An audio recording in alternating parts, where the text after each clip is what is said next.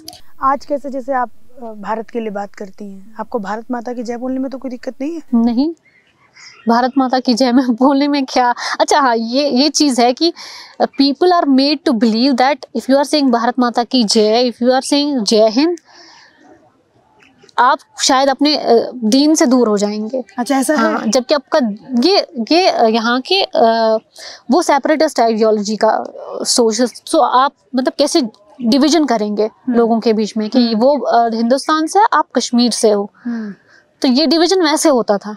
अच्छा, तो आपने जय हिंद बोल दिया तो फिर आप लेस मुस्लिम हो गए। अच्छा। ऐसा होता है क्या कि जिस किताब में, जिस मजहबी किताब में लिखा है कि हुब्बुल वतनी फर्ज है, इम्पोर्टेंट है, हमारे कुरान में हमें बताया जाता है कि जिस देश में आप रहते हो उस देश से वफादारी, ये आपके कुरान में लिखा है। तो वो नहीं बताते थे, ये बताते थे जय हिंद बोलना गुनाह है, ये बोलना गुनाह है, वो बोलना गुनाह है। तो ये आपके अंदर ये जो नेशनलिस्ट आइडियोलॉजी है, फिर उसके बाद आप मतलब आप 22 साल के हो अभी, मेरे ख्याल से आप कितने सालों से इस तरफ काम कर रहे हो आप? I started working as when I was 19 years old. 19 years old. तो ये आपका कैसे मतलब दिमाग में कैसे चेंज आया कि मुझे वो नहीं सोचना है? एक्चुअली मैं हमेशा से ये कुछ अलग चीज़ें करना चाह रही थी ज़िंदगी में। जैसे एक बार मैं जब 9th 10th में पढ़ती थी तो हमारे स्कूल में एक रग्बी कोच आए। अच्छा। तो उन्होंने बोला कि हमें यहाँ पे ग्राउंड अलॉट हुआ, बट हमें प्लेयर्स चाहिए, तब जाके हम ग्राउंड को की अलॉटमेंट हमें मिलेगी, और हमें प्लेयर्स चाहिए जिनको हम रग्बी फ्री में सिखाएंगे, लेकिन हमें फीमेल प्लेयर्स चाहिए क्योंकि तब रग्बी का बहुत इन्फ्लुएंस था कश्मीर में।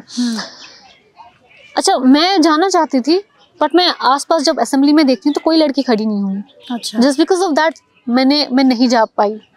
अच्छा। तो मुझे हमेशा वो चीज़ें, मुझे घुटन महसूस होती थी कि मैं कुछ चीज़ करना, मुझे सोशल प्रेशर नहीं चाहिए। फिर धीरे धीरे मुझे ये बात भी समझ आई कि जो सोसाइटल प्रेशर होता है ये हर जगह होता है, इसको या तो आपको सहना है और चुप रहना है, या तो आपको इसको इग्नोर करके अपनी ज़िंदगी को आगे ले जाना है। दो ही चीज़ें हो सकती हैं, या तो आप वो चूज़ करो या ये चूज़ करो।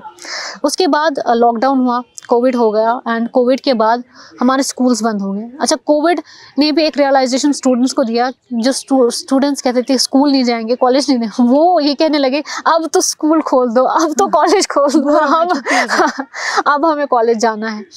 तो वो डिप्रेशन का फेज़ रहा है यूथ के लिए। अच्छा। एक ही जगह रहना, अब इंटरनेट भी आप कितना चलाओगे, आपको फेस टू फेस लोगों से बात करना वो एक चीज़ है। तो वो सेल्फ रियलाइजेशन जब हुआ लोगों के बीच में, तो इसी दौरान मैं एक ऑर्गेनाइजेशन के इवेंट में गई, सेव यूथ सेव फ्यूचर। तो देन आई स्टार्टेड, मतलब वो मैंने कॉन्स्टेंटली उनके जो इवेंट्स है वो मैंने कॉन्स्टेंटली ज्वाइन किए, एंड मुझे वो चीज़ अच्छी लगी कि यूथ के साथ इंटरेक्शन हो, एक अलग टॉपिक डिस्कस हो रहा है, एक अलग चीज़ डिस्कस हो रही है, आपका जो वो है ना एक्सचेंज ऑफ आइडियाज़ वो हो रहा है, जो मैं हमेशा से चाहती थी कि मेरा एक्सचेंज ऑफ आइडियाज़ हो, मैं अलग चीज़ें, अलग टॉपिक्स, देश के बारे में कुछ बात करूं या कश्मीर के बारे में बात करूं। तो वो वैसे नहीं हो पा रहा था स्कूल में। वहाँ पे स्कूल में सिर्फ हम अपनी किताबें पढ़ते थे, बस उन तक ही महदूद था। तो मैंने जब रेगुलरली वहाँ जाना स्टार्ट किया, I started hosting those events. They offered me to host our event. जब मैंने किया पहला इवेंट होस्ट, तो उन्हें अच्छा लगा। उन्होंने कहा कि आप रेगुलरली आ सकते हो, आप काम कर सकते हैं अगर आप चाहते हो। तो मुझे भी उसमें इंटरेस्ट था, आपको भी जुड़ना था। हाँ, मुझे भी जुड़ना। उन्होंने भी से फिर आपकी मैं तो उस वक्त उन्होंने उनका जो एक प्रोग्राम अलॉट हुआ था यूरोपियन यूनियन की तरफ से, 2 years का प्रोग्राम था यूथ एंगेजमेंट्स के रिगार्डिंग। तो मैंने वो प्रोग्राम को हैंडल करना स्टार्ट किया। मतलब आपने यूथ के साथ जुड़ना चालू किया कश्मीर के। तो जैसे आप कश्मीर के यूथ के साथ जब जुड़ते थे, तो जैसे हम लोगों ने देखा जब 2019 में शायद दंगा हुआ था ना दिल्ली के अंदर, वो शाहीन बाग वाला, तो उससे पहले हमने देखा फ्री कश्मीर के हमें वो पोस्टर दिखे। फिर उसके बाद अभी हमने देखा कि इंडिया पाकिस्तान का मैच हुआ था, तो कुछ दिनों पहले मेडिकल कॉलेज से पाकिस्तान जिंदाबाद के नारे लगे। ये सारे यूथ के तरफ से जो है मतलब आए। फिर उसके बाद जो है इंटरनेट सेवाएं यहाँ पे बंद थी, तो उसको एक बहुत बड़ा मुद्दा बनाया गया कि यहाँ पे कैदियों की तरह हमें रखा जा रहा है। और प्रदेशों में तो इंटरनेट की सेवाएं, वहाँ पे 4G 5G भी आ गया, पर यहाँ देखो 2G भी नहीं चल रहा है इंटरनेट की सेवाएं। जब आप ऐसे यूथ के साथ टैकल करते थे तो उनके क्या बात रहते थे और आप उनको क्या बोलते थे? देखिए, जब आप पहली बार यूथ से बात करते हो ना, जो जिस बच्चे को जब पैदा ही हुआ है और पैदा होने से लेकर 20 साल की उम्र तक उसने यही देखा है। आपको एक बात समझनी पड़ेगी, जो कश्मीर के यूथ है वो टीयर गैस का धुआं चख के बड़े हुए हैं। टीयर गैस का धुआं चख के बड़े होंगे। हाँ, ये अगर हम स्कूल जहाँ मैं रहती थी ना, तो जब वहाँ शेलिंग होती थी वो सारा धुआं हमारे घरों में आ जाता था। आई रिमेम्बर मेरे फादर हमें गोद में उठाते, me and my younger sister गोद में उठा के पीछे कहीं ले जाते थे। जैसे पीछे घर है मकान, जो फिर उस मेन रोड से पीछे जाते हैं, तो फिर वो हमें उनके आंगन में छोड़ देते थे, यहाँ पे बैठो, यहाँ धुआं नहीं आएगा।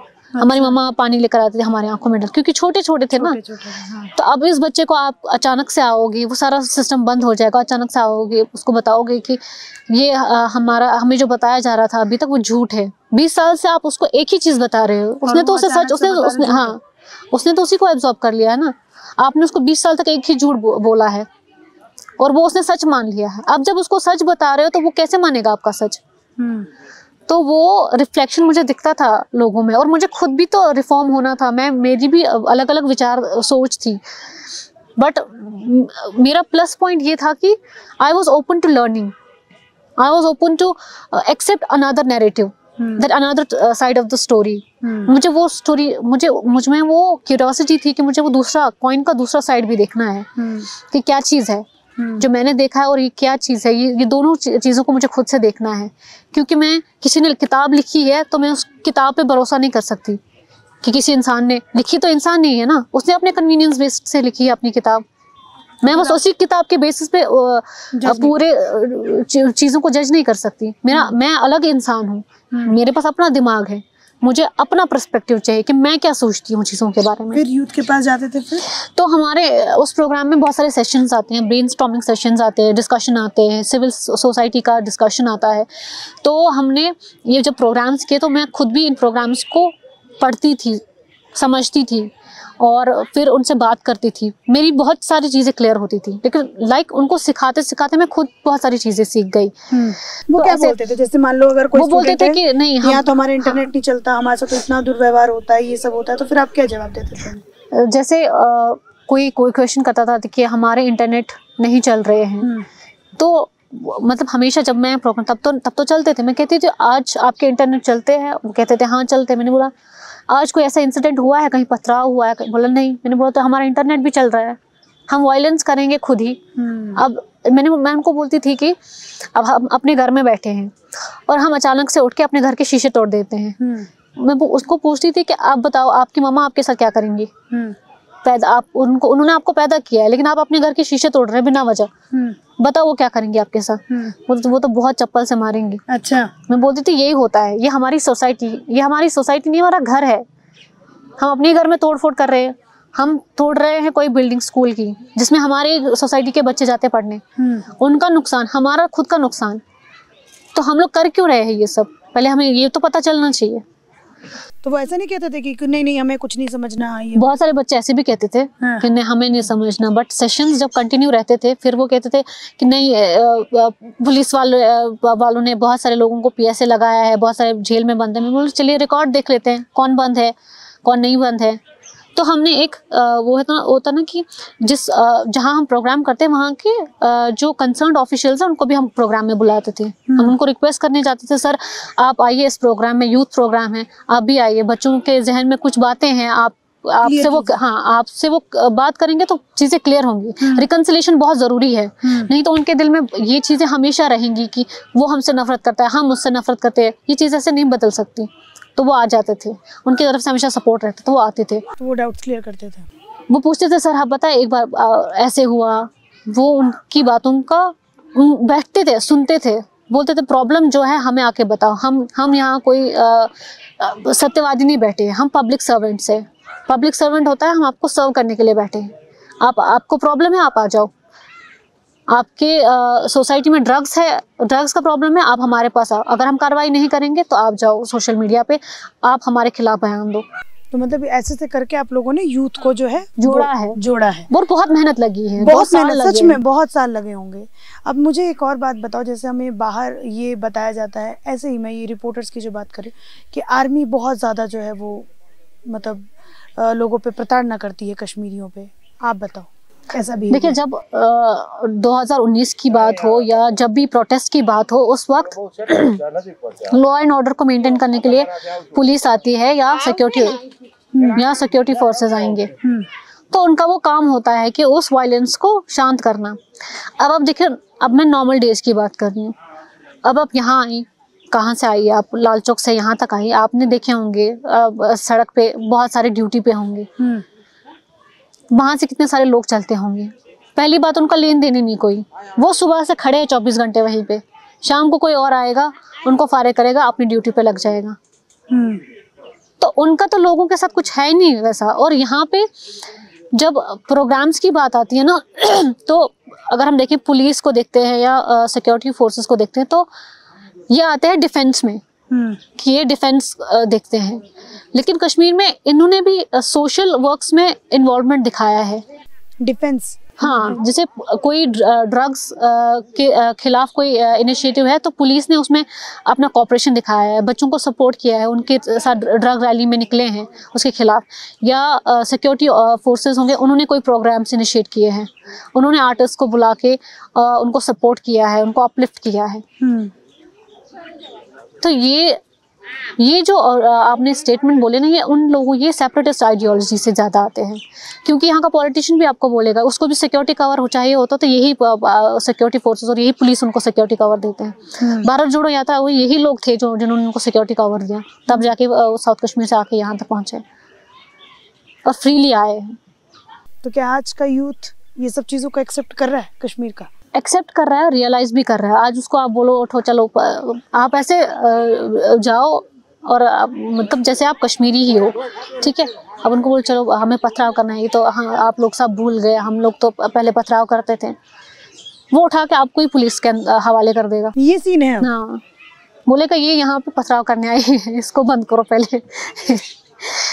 तो बच्चे अब समझ गए हैं कि ये हमें भटकाने वाले खुद उनके बच्चे फॉरेन मुल्कों में बैठे हुए हैं, वो वहाँ की पढ़ाई कर रहे हैं, वो वहाँ अच्छी ज़िंदगी जी रहे हैं, बस हमारे कंधों पे बंदूक रख के उनको गोली चलानी है, तो वो ये करने नहीं देंगे। आप अब तो समझदार हो गए। जी बिल्कुल। मतलब अब दूसरे स्टेट के लोगों से आप कनेक्टेड महसूस ज़्यादा करते हैं? जी बिल्कुल। यहाँ के बच्चे बहुत सारे पहले से ही पढ़ते थे कश्मीर से बाहर, या बाहर के बच्चे दिल्ली के हो, पंजाब के हो, IIT में आपको मिलेंगे, कश्मीर यूनिवर्सिटी में आपको मिलेंगे, मेडिकल कॉलेज में आपको मिलेंगे, यहाँ के बच्चे आपको वहाँ मिलेंगे। तो ऐसा कुछ नहीं है। और यंग यूथ में ये जहर घोलना या होना, इस पर काम करना बहुत ज़रूरी है। क्योंकि एक पढ़ा लिखा दिमाग अगर जहर लेके घूम रहा है तो फिर उस सोसाइटी में वो उस सोसाइटी की हार है। कि अगर मैं पढ़ी लिखी हूँ और मैं दिमाग में ये जहर लेके घूम रही हूँ कि इससे भी नफरत है, उससे भी नफरत है, इसके साथ उठना बैठना नहीं है, उसके साथ नहीं है, वो मेरा दुश्मन है, ये मेरा दुश्मन है, तो फिर मैं अपनी सोसाइटी के लिए एक दीमक हूँ जो अपनी सोसाइटी को ख़राब करेगा। अगर आज चुनाव होता है विधानसभा का या लोकसभा का, तो आप किसको चुनेंगे? मैं लोकसभा की बात कर रही हूँ, 2024 की बात कर रही हूँ। मैं उसको चुनूंगी जिसने लोगों के लिए काम किया है। कश्मीर के लिए किसने काम किया है? कश्मीर के लिए मैं इंडिविजुअल लीडरशिप को चुनूंगी। मैं किसी पॉलिटिकल पार्टी को एज अ होल सपोर्ट नहीं करती, क्योंकि मैंने आपको बोला कि जो भी पॉलिटिशियंस है वो झूठ लेके तो चलेंगे, और बहुत सब हर किसी ने ब्लंडर्स तो किए हैं। बिल्कुल सही बात। चाहे किसी ने अलायंस बनाने में देरी की, या किसी ने बीजेपी के साथ मिलके अलायंस बनाई, फिर बीजेपी ने उनका सपोर्ट विड्रॉ किया, तो ये उनकी प्रॉब्लम है। मैं अपनी जगह पे जहां मेरा वोट होगा मैं उसे वोट करूंगी जिसने उस एरिया को अपना टाइम इन्वेस्ट किया। देश के प्रधानमंत्री के बारे में क्या सोचता है यूथ? मुझे लगता है, मैं पर्सनली उनके बारे में जो सोचती हूँ, मुझे लगता है वो ग्लोबल लीडर की तरह उभरे हैं। ऐसे कोई नहीं आता। आप पहले भी देखिए, पहले भी हमारे प्राइम मिनिस्टर बाकी देशों में जाते थे, किसी को कानों कान खबर नहीं होती थी। अब जब हमारे देश का प्रधानमंत्री कहीं जाता है तो वो ग्लोबल न्यूज़ बन जाती है कि इंडिया का प्राइम मिनिस्टर आया है इस देश में। अब तो भारत का प्राइम मिनिस्टर आया है। हाँ, भारत का प्राइम मिनिस्टर आया है हमारे देश में। तो ये प्रभाव डालता है आप कश्मीरियों के ऊपर? बिल्कुल डालता है। कश्मीरियों के लिए एज इंडियंस, एज भारतीयों पे प्रभाव डालता है कि हम जब दूसरे देशों में जाते हैं तो हमें जब भारतीय के तौर पे देखा जाता है तो बहुत इज्जत दी जाती है। चाहे वो कोविड के दौरान जब हमें रेस्क्यू किया जा रहा था, तब बहुत सारे मुल्कों ने हमारे देश का झंडा लेकर खुद को बचा लिया। तो उधर हमें समझ में आता है कि हमारे देश की पहचान ये है। जब हमारा देश इतना काबिल बना है कि वो कोई देश किसी मुश्किल में है तो उसमें इतनी गर्थ है कि वो उनको सपोर्ट कर सकता है, और फिर वो देश उनको इज्जत देता है और उनके बारे में बताता है कि ये सबसे पहले हमारे पास आए थे हमें सपोर्ट करने के लिए, वो हमारे लिए इज्जत की बात है।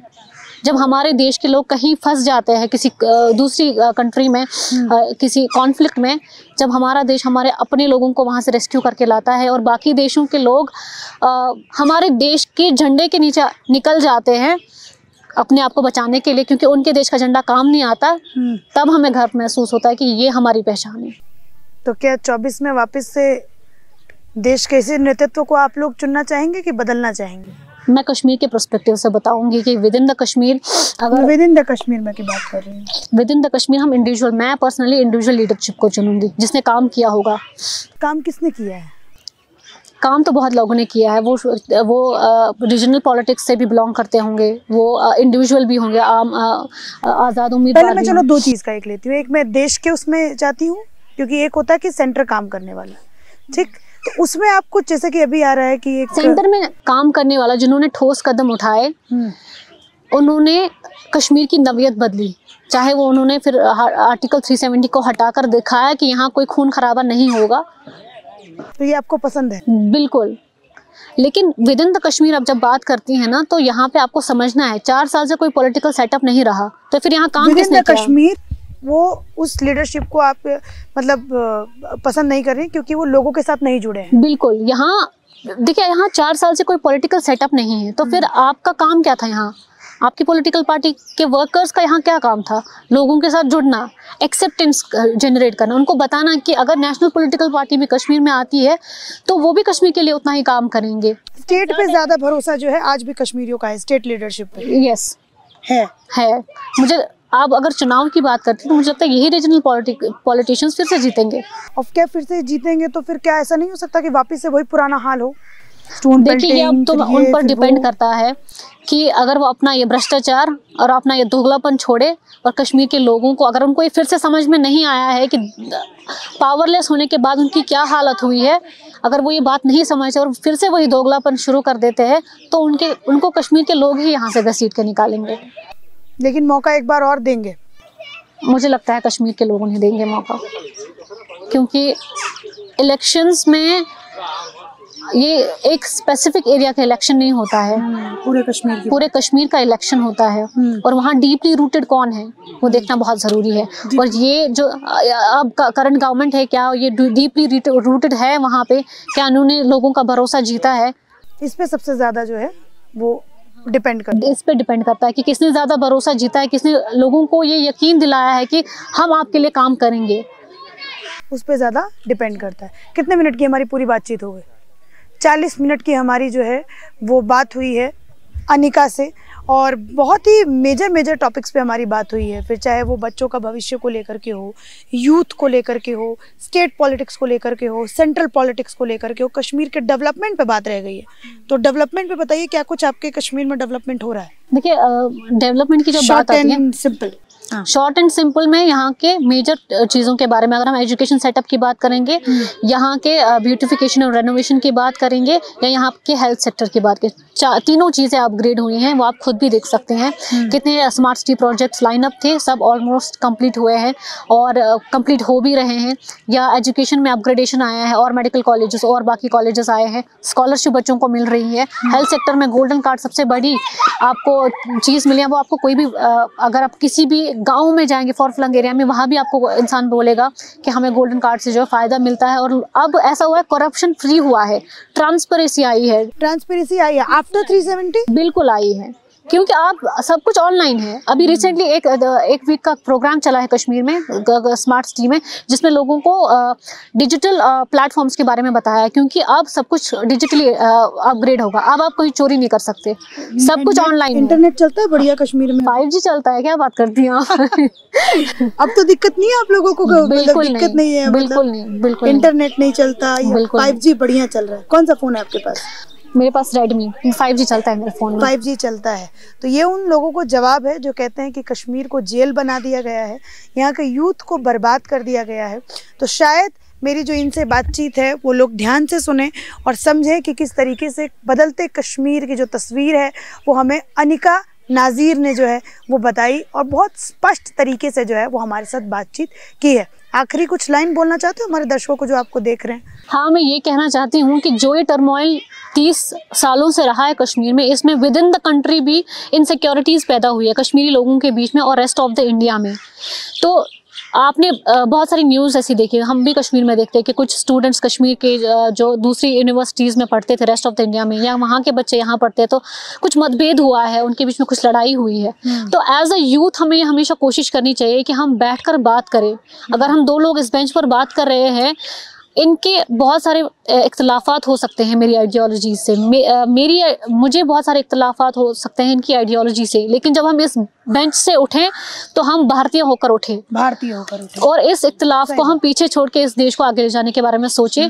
और ये देश एक देश है, संपूर्ण देश है, कल्चरली रिच है, हमें इसको आगे ले जाने के बारे में हमेशा सोचना चाहिए।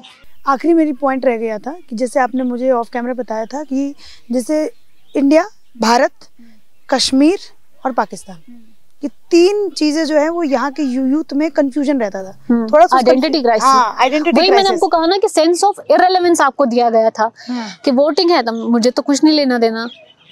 अरे हमारा 15 अगस्त है, मुझे क्या लेना देना। 14 अगस्त मनाते थे, 15 अगस्त सॉरी। हाँ, तो वो कहते हमें क्या लेना देना। तो सेंस ऑफ इररिलेवेंस कि तुम इस देश से रिलेवेंट नहीं हो, तुम इसकी चीजों में रिलेवेंट नहीं हो, ये भरा गया। एग्जैक्टली। और ये चीजें अब रिमूव हो चुकी हैं। हाँ, कितनी अच्छी तस्वीर मैंने अपने ट्विटर हैंडल से भी दिखाया कि 15 अगस्त को किस तरीके से खूब सारे झंडे जो हैं। और यहाँ से नहीं, जब आप किसी दूसरी स्टेट में भी जाते तो आपको यही जहन रहता था, मैं यहाँ आया हूँ लेकिन ये पराया है, ये अपना नहीं है। अच्छा, ऐसा थिंकिंग रहता था? कभी आपके दिमाग में आया ऐसा?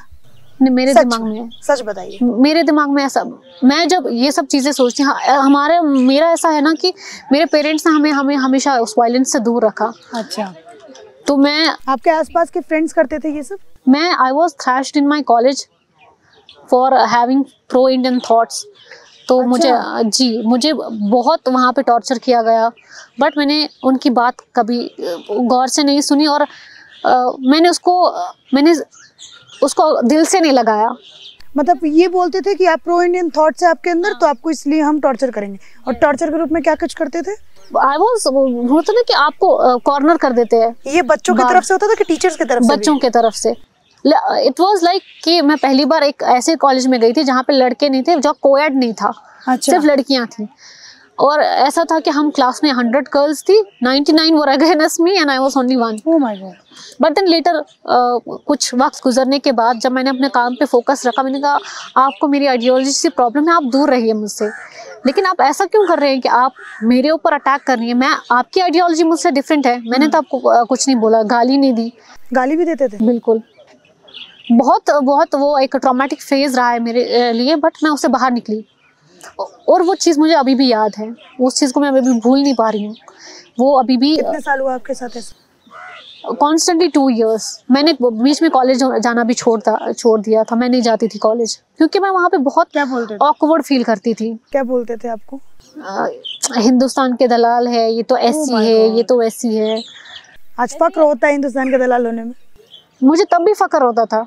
मैं उनको बोलती थी बोलें आपको जितना बोलना है, ये आपका नुकसान है, मेरा नुकसान नहीं है। आप आइडेंटिटी क्राइसिस में, मेरी कोई आइडेंटिटी क्राइसिस, मुझे पता है मैं भारतीय हूँ। आपको आइडेंटिटी क्राइसिस, आपको पता ही नहीं है आप भारतीय हो, कश्मीरी हो, पाकिस्तानी हो, क्या हो। आज मिलती हैं वो लड़कियाँ? वो अब मुझे देखती है तो वो पीछे से खिसक जाती हैं। हाँ हाँ, क्या बोलती? अब वो उनको समझ आ गया है कि ये she is doing something different. अच्छा। और उनमें से कुछ ऐसी थी जिनको जो बहुत प्रॉब्लम में थी, और मैंने एज अ फीमेल होने के नाते उनकी मदद की। मैंने वो याद नहीं रखा कि उन्होंने मेरे साथ गलत किया। ये चीज़ उनको समझाने का, why I am different from you, what makes me different from you. तभी मुझे पता, अभी मुझे समझ में आ रहा आप लड़कियों से दोस्ती क्यों नहीं रखती। हाँ, इसलिए ये कारण है ना।